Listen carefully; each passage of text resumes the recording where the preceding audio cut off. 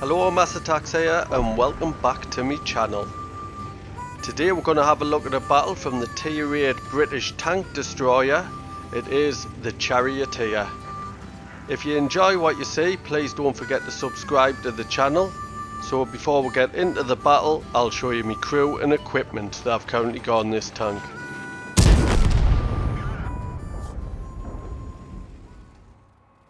My crew on this tank aren't too bad. My commander's onto his 5th skill, the rest are on the 4th skill. The equipment I use in the special firepower slot is vents. Then I've got a gun rammer and improved rotation mechanism. On the field modifications, I am only on to level 1, but I do get -1 to my dispersion during hull traverse. So this is how I've been playing this tank recently.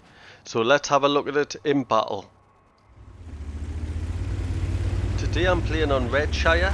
It's an encounter battle, which means both teams are attacking the same base, and I've got the 7-8 matchmaking and I'm top tier today.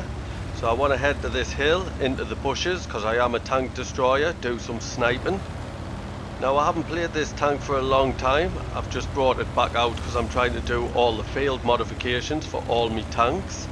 I'm not really a big fan of playing tank destroyers camping at the back in the bushes. It's not really my game style, but what I do find with this tank's more of a hybrid, I think, more of a tank destroyer medium tank hybrid, so I have really enjoyed playing this tank recently. So basically this tank destroyer is similar to a Comet but with a big gun, which is a medium tank. If you have got the Chimera from the second campaign, the reward tank, it plays really similar to that. That's got a big gun, decent mobility, but nothing special on the armor front. So at the moment in this battle, I'm waiting for them heavies to push forward and I'm going to try and get some shots into them. I just pulled back in case I got spotted, but I didn't. Can I get a shot into that Carnarvon? He's pulled back. There is a little opening where I'm looking, so if any tanks push forward past it, I should be able to get shot, like that Tiger P has. That's why a lot of people sit here camping, especially at the beginning of the battle. Once the heavy tanks have pushed past that position, there is no point sitting here anymore. T-44s went high, managed to get a shot into him. Now I don't mind sitting in this bush for the time being, just trying to support our heavies against the heavies trying to push up. But I will get bored of this position. It's why I don't really play this type of tank destroyer. Where I'm saying this type of tank destroyer, I mean like campy tank destroyers that's got no armor and just sit in the bush all battle. What this tank does is give us the flexibility due to its mobility to reposition quickly and use it pretty much like a medium tank. So I can flank round some enemies and support the medium tanks. That's how I like to play this tank. But I do have to say, you really do need the improved rotation mechanism because your turret traverse is absolutely terrible. Although your tank traverse isn't too bad, you can handle that. But if you like to play this tank how I do and get involved like a medium tank, I would recommend having that improved rotation mechanism. It makes all the difference. By using that, I did have to sacrifice one piece of equipment, and that was coated optics. But once I get the field modifications higher up, you do get a second loadout, and for my second loadout I will have coated optics instead of this, and that will make us more flexible in this tank depending on what map I got. So I've decided to reposition because them heavy tanks aren't going to push up. They know that we've got good support for our heavy tanks. Our heavy tanks totally outnumber their heavy tanks over there, so they should be alright without support. So there's a Barask in my sight, nice shot into him. I think I've tracked him, I have tracked him and he's been taken out. Nice assistance there, I didn't even get spotted, so that was good. There's a Pantera pushing forward. Tried a shot, but it looks like he's behind the rocks or the hill, so I can't get a shot into him. They should be alright at that side. Ah yes, and that was a lovely snapshot into him. I'm happy about that. Is that Carnarvon trying to push up? Don't think he will. Our team should be able to manage them. So now look for new targets. I'm going to change positions. And while I do, I'll tell you about the gun that you do get on this tank. And it is 105mm. You have 268mm of penetration, which is absolutely excellent. That's better than some tier 10 heavies. That's how good it is. and you do have 390 alpha damage. With my crew and equipment, I've got an aim time of 2.24 seconds, which is nothing special, bit poor if anything, and then my dispersion is 0.33, which isn't too bad. I've also got a reload time of 8.3 seconds, which does give us a DPM of 2818, which is nice. And you also get the gun depression the mediums get, so you do get 10 degrees of gun depression with this tank.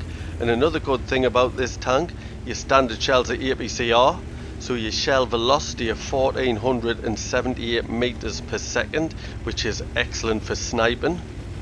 If you've noticed with my shell loadout, I don't carry the third type of shell. Your second type of shell, your gold shell, is Hesh, famous for the British tanks, but your third shell is Hesh as well. So I didn't see any point taking two types of Hesh. I just took the best Hesh, which is the gold one, and what happens is you get 210 millimeters of penetration, but you get 480 alpha damage, and the Hesh is really good on the British tanks. No other nations take this type of ammo, it's only on the British tanks, and basically what it is just a really good HE shell. So I do like to carry a few of them. Can be fun, especially if you're in FV183 or the FV4005. You'll know how good the Hesh shell is with them. So I'm just peeking out. I'm suspecting something will be in that bush over there. It generally is, and I did get spotted. Judging by the tanks that haven't been spotted, the VZ44 and the AMX46 tank destroyer, I suspect it will be one of them. Tried to get a shot into that T28 HTC, but it's quite hard to penetrate his armour. You do have to hit the turrets at the side of the tank. I wasn't expecting to be spotted still, but obviously I was, because he got a shot into me. Now there's a Super Hellcat on the edge of the hill. I'm not sure if I spotted him. I might have. I haven't got any equipment to improve my view range, but I do have all the crew skills to help it, and I have only getting it up to 410 meters. The HTC is back out, so I'm going to see if I can get another shot into him. There, you need to aim at the side and no penetration. Did I get spotted? I didn't get spotted that time, so I must have been still lit the last time I fired at him. There's the Super Hellcat. Can I get the Super Hellcat? He's pushing through, and that's him taken out. Now my team are starting to cap the base. It's only just over 2 minutes left. So the enemy do have to come out and try and reset the cap, but I'm getting a little bit impatient, so I want to push to the corner and see what's in this corner. I think I'll just have another blind shot first. The HTC did get taken out, so I'm going to push forward to the building. I didn't get spotted, which is a good thing. Maybe somebody who was there has pulled back. But I'm going to go at the corner of this building in this bush, and there it is, a VZ44. Can I get a shot in? He was waiting for us, taking a shot, but got a shot into him. If we trade, I could lose the trade, because he will penetrate nearly every time. And that's because the armour is terrible on this tank. On the hull you get 63mm on the front, 46mm on the side, 38mm on the rear, which is tragic. And then the turret is even worse. You get 30mm on the front, 25 on the side, 30 on the rear. The rear is actually better than the side, but he has been taken out. I did take 2 shots from him, but managed to get 2 shots into him. So now I'm going to scout the back of the map, see if I can find the artillery, and I'll tell you about the mobility of this tank, and you can see it's quite good. You do get a top speed going forward of 52 kilometers an hour. And it's quite mobile, as you can see. That's because I've got that improved rotation mechanism. And then on the reverse speed, you do get 20 kilometers an hour in reverse on this tank, which is really good, especially if you want to play them ridge lines. Now I've only got 1 shell left of standard APCR, and then I'll be on to me Hesh shells. But if I find artillery, I don't really want to be firing the Hesh shells at him, because they are a cost of 5,200 credits. I just don't see any point spending that type of money just to shoot an artillery. So there's only the artillery left. We've nearly capped in all, 10 seconds. The artillery must be over here. There he is, I've spotted him, and taking them out.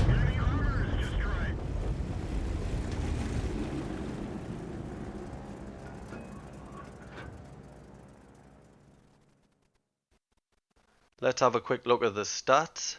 It was a Master Zeus Tanker Award. I got the Confederate Medal, which you've got to hit more enemy vehicles than any other player on your team, at least 6. I hit 9. And I got the High Caliber for me 3,954 damage with 2,268 assist.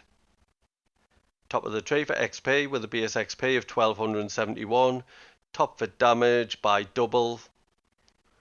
I made 57,000 credits, that's due to a personal reserve bonus, plus 5,721 XP, that's due to a personal reserve bonus, and an award for the first victory each day, which was at ×2.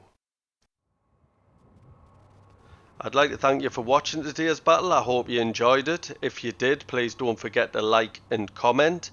And if you're new, please subscribe to the channel. There's a little icon in the bottom left hand corner.